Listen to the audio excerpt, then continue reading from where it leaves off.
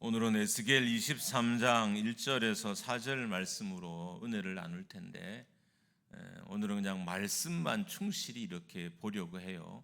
아무래도 여러분이 성경에 대한 이해가 깊지 않아서 말씀에 대한 이야기를 많이 하면 좀 부담스러울 수 있지만, 오늘만은 여러분 마음을 좀 이렇게 열고 잘 못 알아들으셔도 귀를 기울이셔서 들으시면 우리에게 큰 은혜가 될 줄 믿습니다. 오늘 본문에는 두 여인이 등장합니다. 여인의 이름은 오홀라와 오홀리바라는 여인입니다. 오홀라와 오홀리바는 실제의 여인은 아니고 가상의 여인이에요. 그래서 비유법을 통해서 유다와 이스라엘의 죄악을 꾸짖기 위해서 하나님이 등장시킨 여인들의 이름입니다. 4절을 보면 이 두 사람의 관계가 정확하게 나옵니다. 4절 한번 같이 우리 읽겠습니다. 4절입니다. 시작. 그 이름은 형은 오홀라요 아우는 오홀리바라. 그들이 내게 속하여 자녀를 낳았나니 그 이름으로 말하면 오홀라는 사마리아요 오홀리바는 예루살렘이니라. 4절과 그 이절의 3절을 근거로 보면 오홀라와 오홀리바는 자매예요. 그러니까 한 부모님 밑에서 태어난 자매입니다. 자매이지만 이름이 다르죠. 당연히 이름이 다르죠. 그래서 이름이 다르듯 이름의 뜻도 달라요. 오홀라는 사마리아를 의미하고, 사마리아는 곧 북왕국의 수도잖아요. 그래서 이스라엘을 의미합니다. 반대로 오홀리바는 예루살렘 남왕국을 의미하고 유다를 의미합니다. 하나님이 왜 이 두 여인의 이름을 이렇게 지었는지 따지고 보면 사마리아, 예루살렘 이게 이름인 거예요. 물론 이름에 따른 의미는 있지만 굳이 하나님이 말씀하신 이름의 의미를 그냥 우리가 거론하면 남왕국, 북왕국, 이스라엘, 유다 이게 이 두 여인의 이름인 겁니다. 이렇게 이름을 누가 들어도 귀에 확 들어오도록 이렇게 지은 건 이스라엘, 유다와 그리고 북쪽 이스라엘의 죄를 하나님께서 정확하게 꼬집기 위한 거예요. 두루뭉실하게 이름을 정하면 사람들이 이름을 듣고도 이게 무슨 의미인지 잘 알지 못할 수 있잖아요. 그래서 정확하게 북왕국, 남왕국, 사마리아, 예루살렘, 이스라엘, 유다라고 누가 들어도 정확하게 알도록 하나님이 이름을 이렇게 지은 것입니다. 왜 북왕국의 수도인 사마리아를 오홀라로, 남왕국의 수도인 예루살렘을 오홀리바로 불렸는지 정확하게는 알 수 없지만 우리가 어원을 보면, 이 단어의 어원을 보면 하나님의 뜻을 또 어느 정도 짐작할 수가 있습니다. 오홀라와 오홀리바는 장막, 회막, 성막을 의미하는 오헬이라는 헬라어에서 만들어진 단어인 거예요. 그러니까 성막이라는 이름에서 만들어진, 유래가 된 것이 오홀라와 오홀리바라는 이름인 거예요. 왜 하나님이 이렇게 이름을 지어서 이스라엘에게 비유로 말씀하냐 하면 유다와 이스라엘이 하나님께로부터 났다는 거예요. 그러니까 오홀라와 오홀리바가 성막에서 났잖아요. 하나님의 장막에서 나왔잖아요. 출생지가 하나님의 성막, 하나님의 장막인 거예요. 그처럼 이스라엘과 유다의 출생지도 하나님이라는 것을 알게 하기 위해서 이름 비유를 사용하고 있는 것입니다. 남편과 아내가 장막에서 사랑을 나누고 그곳에서 자녀를 출생하는 것처럼 하나님의 장막에서 하나님에 의해서 인간이 나왔다는 거예요. 그러니까 유다와 그리고 이스라엘이 나왔다는 것을 강조하기 위해서 이름을 오홀라, 오홀리바로 이름을 지은 것입니다. 유다와 이스라엘은 장막에서 나온 존재, 하나님에 의해서 나온 존재, 하나님에 의해서 만들어진 존재라는 것을 이스라엘 백성들에게 각인시키기 위해서 이름을 이렇게 지은 거예요. 그러니까 성막에서 나온 사람, 너희는 하나님께로부터 나온 사람이다. 너희는 성막으로부터 나온 사람이라는 것을 각인시키기 위해서 오홀라 오홀리바라는 이름을 이들에게 지어줬던 것입니다. 남유다와 북이스라엘의 근원이 하나님이라는 거예요. 그러니까 남유다와 북이스라엘의 근원이 사람이 아니고 하나님이라는 것을 강조하기 위해서 이름을 이렇게 지은 것입니다. 하나님은 에스겔을 통해서 이 사실을 이스라엘 백성들에게 가르치고 싶었던 거예요.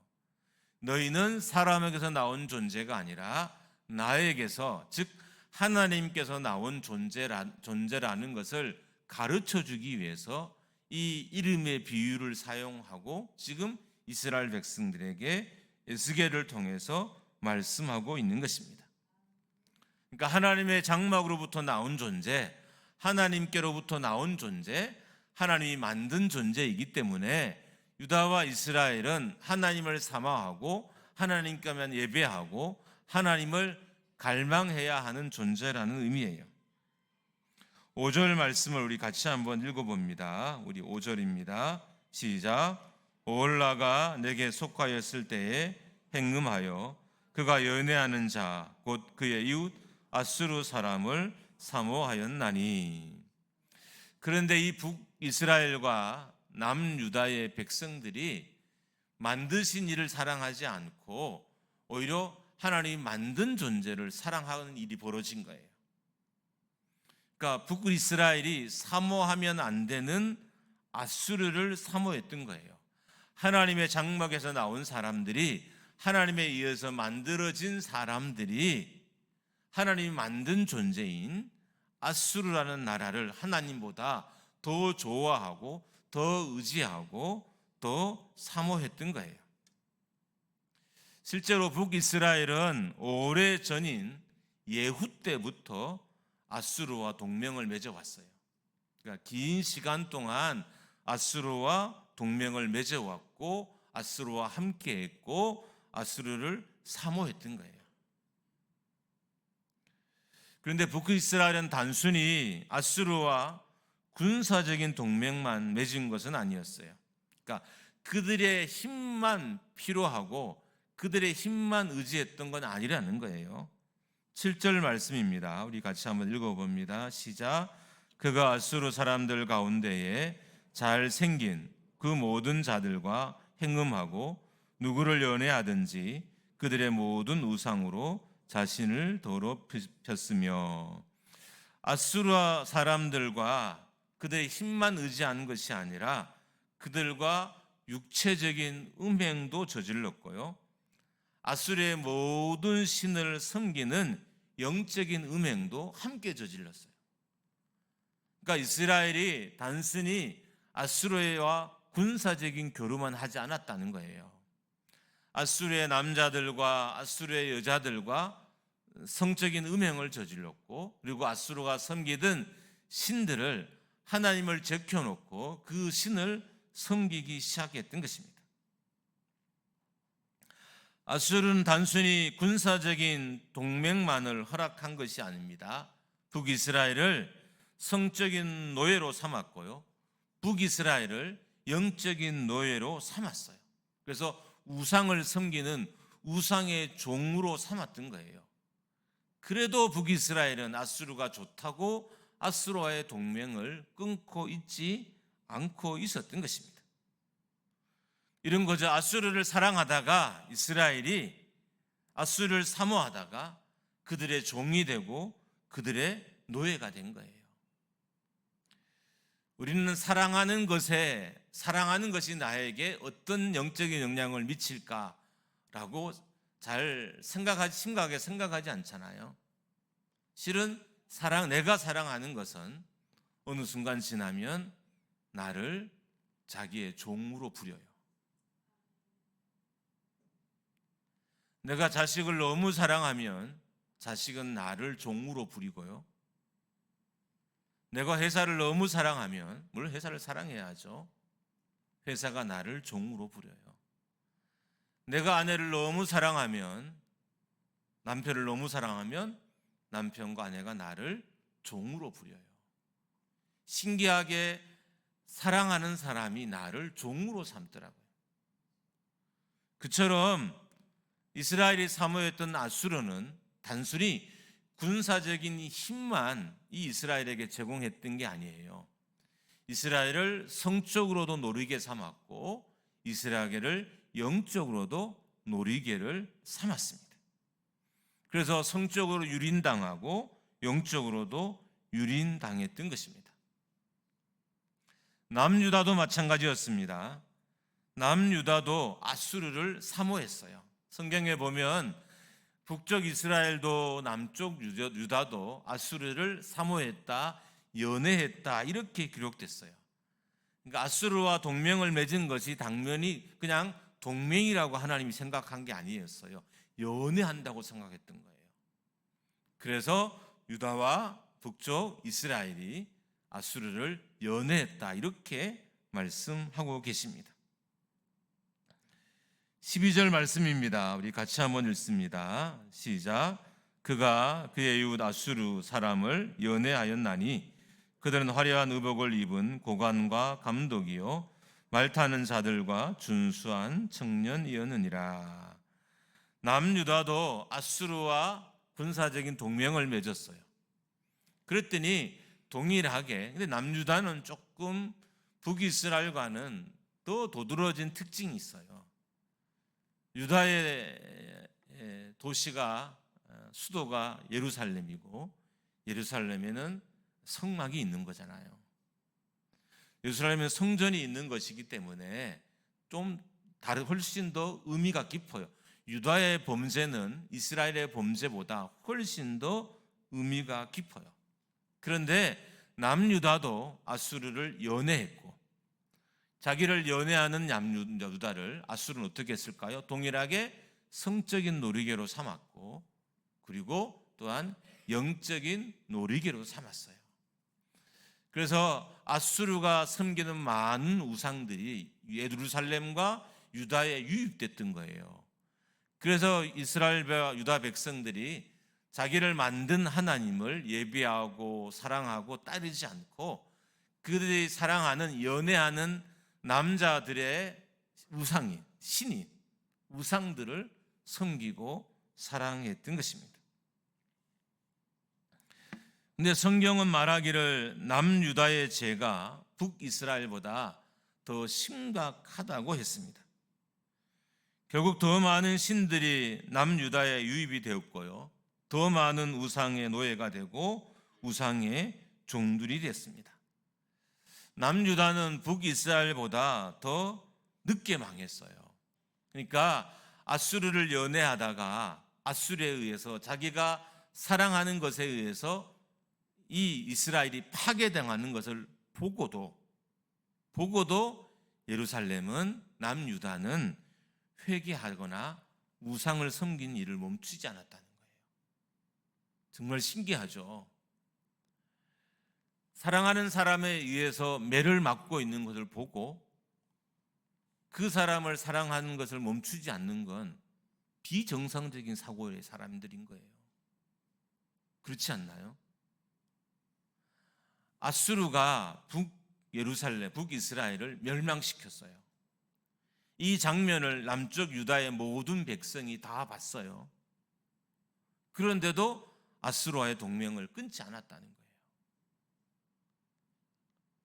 자, 우리가 사랑하는 것을 깊이 생각할 것은 내가 사랑하는 것은 곧 나의 우상이 되어서 나에게 명령하는 것들이 되고 이게 더 오랜 기간 쌓이면 내가 사랑하는 것들은 곧 나를 파괴하는 것이 돼요. 그러니까 이 사실을 마음에 우리가 잘 새겨야 됩니다. 내가 뭔가를 사랑해요. 그러면 어느 날부터 이 사람의 명령을 내가 듣기 시작해요. 그랬더니 하나님의 명령보다 그 사람의 명령이 더 크게 들리기 시작해요. 어느 날 그 사람은 나를 괴롭히고 힘들게 하고 파괴하는 사람으로 변해요. 그런데도 그 사람을 사랑하는 것을 안 멈추는 것이 인생의 비극인 거예요. 나를 해치고 나를 멸망시키는 것들을 향해서 계속 사랑하고 있는, 그러니까 정작 사랑해야 될 하나님은 사랑하지 않고 자기를 멸망시키는 것들을 붙잡고 있는 것이 우리의 믿음일 수도 있다는 겁니다. 오늘 본문을 통해 두 가지 정도 나누고 함께 기도하려고 합니다. 먼저는 우리는 하나님으로부터 난, 그래서 하나님을 사랑하고 사모해야 하는 존재라는 것입니다. 그러니까 여러분과 저는 하나님으로부터 난 존재이기 때문에 하나님을 사랑하고 하나님을 사모해야 하는 존재인 거예요. 우리는 이 땅에 하나님보다 더 사랑하거나 사모하는 것이 있으면 안 돼요. 정확하게 말합니다. 안 됩니다. 안 돼요. 있으면 안 돼요. 왜요? 오늘날 그것들은 나에게 명령하는 것들로 바뀌고 오늘날 그것은 나를 괴롭히는 것으로 바뀌어요. 여러분 곰곰이 생각해 보세요. 여러분이 사랑하지 않던 사람들이 여러분을 괴롭힌 일이 자주 일어나던가요? 안 일어나죠. 공직에 있어서 어쩔 수 없이 그게 업무상 그런 일을 하는 분들을 제외하고는, 경찰이나 군인이나 등등 이런 분들을 제외하고는 일상적인 직장을 다니는 사람들로 예를 든다면 내가 사랑하지 않는 것들은 나를 그렇게 괴롭히진 않아요. 실제로 내가 사랑하고 내가 좋아하고 내가 정성을 들이고 내가 수고하고 내가 시간을 들인 것이, 내가 사모하는 것이 나를 괴롭힌 일들이 훨씬 더 많이 일어납니다. 여러분과 제가 똑똑히 기억해야 하는 것은 우리는 하나님께로부터 난 사람들이고 그래서 하나님을 사모해야 하는 존재라는 겁니다. 왜 그래야 되냐면 그게 맞는 것이기 때문이기도 하고요. 더 나아가서 거기에서 진정한 기쁨을 찾을 수 있기 때문인 거예요. 나를 명령하는 존재에게 충성하는 것이 나에게 기쁨을 주는 게 아니라 나를 만드신 에게 충성하는 것이 내가 참 기쁨을 얻는 길이라는 거예요. 우리가 하나님을 잘 섬기고 하나님을 잘 예배하는 것이 우리 영혼이 참 만족을 얻는 길이라는 거예요. 여러분 교회를 다녀도 이렇게 영혼의 만족을 누리기가 되게 어렵죠. 어떻게 보면 교회 다니는 성도들이 불만이 더 많은 것이 맞을 수는 있어요. 교회에 와서 뭔가를 많이 들었어요. 그런데 그 많은 들은 말씀이 내 삶에 잘 경험되어지지는 않아요. 그래서 이게 욕구와 현실이 되게 괴리감이 있어요. 거리가 있어요. 바라는 건 많은데 정작 이룬 건 없고, 말씀을 많이 들어서 내가 어떻게 살아야 할지는 알지만 정작 하지는 않는 이 영적인 공허와 괴리감이 교회를 오래 다닌 사람일수록 더 많이 있어요. 여러분 이런 괴리감과 공허를 줄이는 비결이 뭐냐 하면 오늘 말씀이에요. 나를 만드신 존재를 사랑하는 자리로 내가 돌아가는 겁니다. 우리가 만드신 존재를 사랑하지 않고 다른 것을 사랑하니까 만드신 분이 내게 주신 만족을 내가 누리지를 못해요.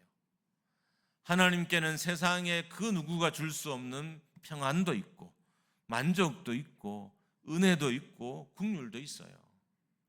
이걸 경험하면 교회를 다니는 성도들이 가지고 있는 대부분의 공허함은 다 사라져요. 새벽 기도를 오래 드렸는데 여전히 마음에 공허함이 있어요. 내가 왜 새벽 기도를 계속 가야 될까? 예배를 수십 번 수백 번 했는데도 내가 예배를 통해 뭘 얻을까? 그냥 내가 집사니까, 내가 직분자니까, 습관적으로 다녔으니까 내가 교회를 가야 되나? 아마 이런 생각은 한두 번쯤 다 해봤을 것입니다. 앞에서 말씀드렸던 것처럼 오홀라와 오홀리바의 어호는 오홀, 그 성막이란 단어가 어원이에요. 그러니까 남유다와 북이스라엘은 성막에서 만들어진 존재라는 거예요.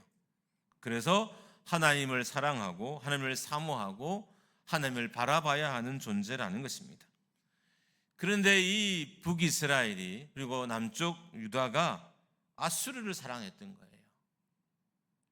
아수르만 사랑한 것이 아니라 그 땅의 남자들을 사랑하고 그 땅에 있는 신들을 사랑했어요. 남유다와 북이스라엘의 절망은 사랑하지 말아야 할 것을 사랑했기 때문에 오게 된 것입니다. 사모하지 말아야 될 것, 연애하지 말아야 할 것을 사모하고 연애했기 때문에 오게 된 절망이라는 겁니다. 시편 2장 2편 7절입니다. 우리 같이 한번 읽습니다. 내가 영을 전하노라. 여호와께서 내게 이르시되 너는 내 아들이라. 오늘날 내가 너를 낳았도다. 그러니까 이스라엘이 하나님을 낳았다는 거예요. 그래서 이스라엘의 유래는 하나님이라는 겁니다. 이 말씀을 우리에게 적용하면 하나님이 나를 낳았어요. 그래서 우리 인생의 유래는 하나님께요. 하나님인 거예요. 그래서 하나님을 온전히 사모하고 하나님을 돌아가야만 우리가 하나님이 주시는 만족감과 기쁨과 평안을 누릴 수 있게 되는 겁니다. 이사야 43장 7절입니다. 시작. 무릇 내 이름으로 일컫는 자 곧 내가 내 영광을 위하여 창조한 자를 오게 하라. 그들을 내가 지었고 만들었느니라. 그러니까 이스라엘은 하나님의 영광을 위해서 만들어진 존재인 거예요. 여러분과 저도 하나님의 영광을 위해서 선택된 존재들인 거예요. 그럼 우리는 하나님을 사모하고 또 하나님과 연애해야 될 사람이라는 거예요.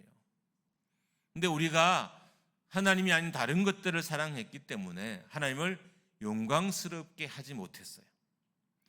여러분, 이사야 43장 7절의 말씀으로 좀 우리의 신앙을 좀 정리하면 이렇게 되는 거예요. 하나님을 사랑하는 것이 하나님을 영광스럽게 하는 길이다. 할렐루야. 우리는 교회에서 하나님의 영광을 위해 살아야 됩니다라는 말을 엄청 많이 듣잖아요. 근데 대부분의 성도들은 뭐가 하나님을 영광을 위한 걸까 잘 못 알아들어요. 근데 오늘 말씀은 분명하게 하나님을 사랑하는 것이 하나님을 영광스럽게 하는 거라고 말씀해 주고 있는 것입니다.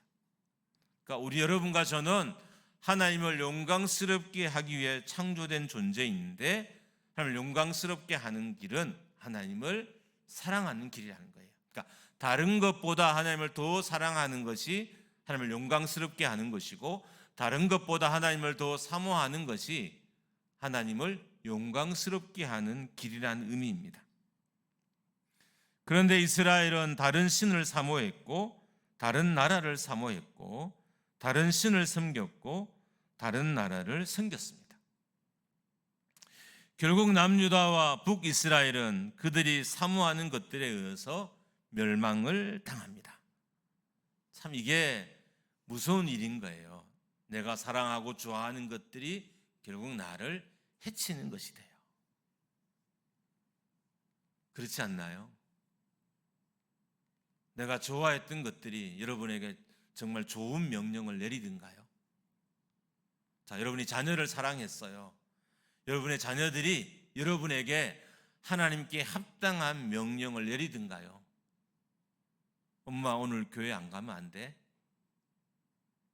엄마는 왜 그렇게 새벽 기도를 많이 해? 엄마 교회는 엄마밖에 없어? 우리가 사랑하는 것들이 내게 내리는 명령이에요. 여러분, 우리 인생에 필요한 명령을 내리실 분은 하나님밖에 없습니다. 할렐루야. 사람은 내게 올바른 명령을 내리는 존재가 아니에요. 근데 사랑하는 것들이 나에게 그런 명령을 어느 순간 내려요. 그리고 우리는 그 명령을 마침 하나님의 음성처럼 여기고 그 명령에 순종하기 위해서 평생을 살아갑니다. 여러분에게 권면합니다. 정말 여러분이 사모하는 것을 좋아하고 사랑하는 것들이 잘 되기를 바란다면 그들의 명령을 거절하십시오. 자녀들이 여러분이 하는 명령을 거절하십시오. 우리 남편과 아내가 하는 명령을 거절하십시오. 여러분이 사랑하는 것들이 하는 명령을 거절해야 돼요. 여러분, 그렇게만 되어도 우리가 하나님께 영광 돌릴 수 있는 존재로 변화되어지는 것입니다. 남유다와 북이스라엘은 결국 사모하는 이방 나라와 이방 신들에 의해서 난도질을 당하게 됩니다. 그러니까 사모하면 안 되는 것들을 사모하다가 이 꼴이 난 거예요. 여러분 앞에 있는 너무 매력적인 것들에 이끌리지 마십시오. 그것들을 우리가 사모하면 안 되는 것들입니다. 여러분 앞에 너무 자극적인 것들을 좋아하거나 사랑하지 마십시오. 그것은 대부분 사랑하면 안 되는 것들이에요. 여러분, 왜 북이스라엘과 남유다가 아수르, 그 다음에 바벨론, 그 다음에 애국과의 동맹을 맺으려고 했을까요? 이 동맹에는 군사적인 의미도 분명히 있어요. 근데 이 동맹에는 동맹을 주로 맺는 사람이 누구예요? 남자들이잖아요. 그럼 이 남자들은 그들의 신들을 섬기는 여인과 아니면 남자들과 성적인 교합을 할 수 있었어요. 몰라요. 저는 그 시대로 안 돌아가 봐서 제가 이렇게 설교하는 게 맞는지는 잘은 모르겠어요. 이렇다면 정말 군사적인 이유로만 북이스라엘과 남유다가 아수르를 사랑했을까요? 아닐 가능성이 있다는 거죠. 성적인 것 때문에 아수르를 사랑했을 수도 있다는 거예요. 우리 앞에 있는 매력적인 것에 여러분 너무 이끌리지 마십시오. 언젠간 여러분이 그거에 걸려서 크게 넘어지게 됩니다.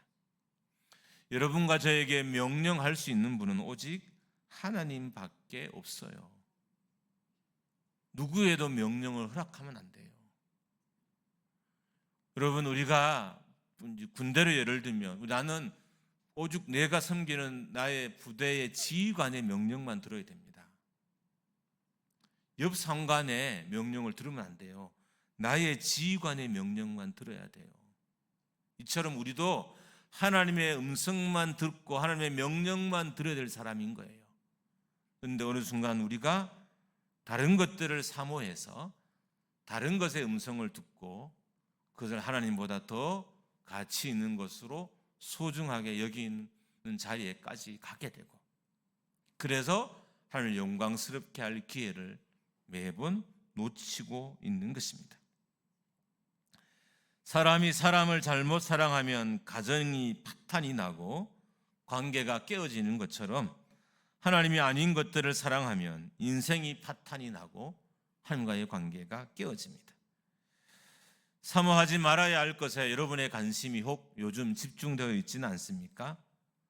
사랑하지 말아야 할 것을 사랑하고 있지는 않습니까? 만드신 이에게 충성하고 만드신 이를 사랑하는 것이 우리가 이 땅에서 지녀야 될 모습입니다. 그럼 헛된 것을 따르다가 수렁에 빠지지 마십시오. 사랑하는 것 하면 안 되는 것을 사랑하다가 멸망의 구렁텅이에 빠지지 마십시오. 사랑하지 말아야 할 것을 사랑하면 어느 순간 그것들은 나를 향해서 칼과 창과 활을 겨눕니다. 은혜라는 것은 사랑할 것을 사랑했을 때 하나님이 내게 주시는 것이 은혜인 거예요. 두 번째로, 하나님께로 난 사람들은 하나님을 의지해야 됩니다. 북이스라엘은 아수르와 동맹을 맺었고 남유다는 아수르뿐만 아니라 바벨론, 그 다음에 애굽까지 동맹을 맺었어요.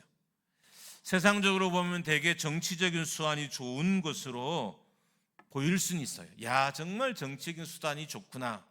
그런데 이 동맹이 과연 옳은 건지 나쁜 건지를 알려면 이 동맹의 결론을 보면 되네요.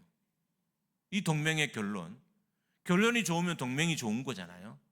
그런데 동맹을 맺은 아수르가 북이스라엘을 멸망시켰고요. 동맹을 맺었던 바벨론이 남유다를 멸망시켰어요. 그럼 이 동맹은 잘못된 것이고 이 동맹은 틀린 것이란 의미인 것입니다. 이 동맹이 지혜롭고 정치적으로 올바른 것이고 하나님이 기뻐하신 것이었다면 동맹을 맺은 나라에 의해서 공격을 당하지 않았어야 하는 거예요. 그런데 유다도 이스라엘도 동맹을 맺은 나라에 의해서 멸망을 당하게 됩니다. 여러분, 그렇다고 해서 남유다와 북이스라엘이 역사상 한 번도 하나님을 사랑하지 않은 적은 없어요. 하나님을 항상 사랑하고 있었어요. 제단에 불이 꺼진 적도 없고요. 제사를 드리지 않는 적도 없었어요.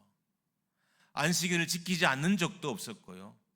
남유다가 북이스라엘이 그랬어요. 그런데 단 한 가지 실수가 있었어요. 하나님보다 더 사랑하는 것이 있었던 거죠.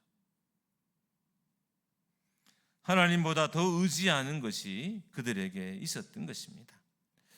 여러분, 이스라엘이 출애굽할 때 이스라엘의 백성들이 애굽의 군대보다 더 강력해서 출애굽할 수 있었을까요?